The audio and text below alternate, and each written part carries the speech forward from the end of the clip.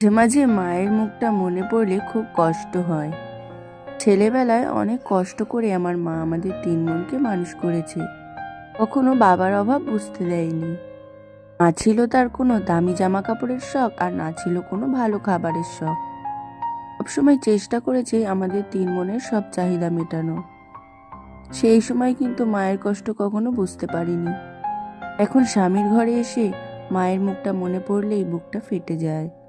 এইসব দিনগুলোর কথা খুব মনে পড়ে। জানো তো বন্ধুরা, যত কষ্টই হোক না কেন, আমার মা কিন্তু আমাদের তিন বোনকে প্রত্যেক বছর পুজোয় নতুন জামা কিনে দিত। আমরা তিন বোন পরেছি নতুন জামা কাপড়, আর আমার মা পরেছে সস্তার একটা সিল্কের শাড়ি। এভাবেই আমরা মায়ের সাথে ঘুরতে গিয়েছিলাম পুজোর প্যান্ডেল দেখতে। তখন কিন্তু এসব কথা কখনো মাথায় আসেনি। এখন নিজের সংসারে সব বুঝতে পেরেছি, কতটা ত্যাগ না করেছে মা আমাদের জন্য। মাত্র পৃথিবীতে মাই আছে যে স্বার্থ ছাড়া নিজের সন্তানদের বুক ভরে ভালোবাসতে পারে। যাই হোক, তোমাদের সাথে গল্প করতে করতে কিন্তু হ্যাকটা আমিও করে ফেলেছি।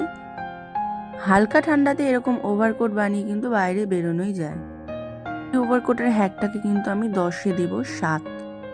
এটা আমার তো মোটামুটি ভালোই লেগেছে, তোমরাও ট্রাই করে দেখতে পারো তোমাদের কেমন লাগে। আর যারা আমার মেয়ে বন্ধুরা আছো তাদেরকে একটা কথা বলি, নিজের বাড়িতেই থাকো বা শ্বশুর বাড়িতেই থাকো, সারা বছরের মধ্যে অন্তত একবার কিন্তু মাকে একটা না একটা শাড়ি তোমরা গিফট করো। দেখবে তুমি মন থেকে খুব হ্যাপি থাকবে।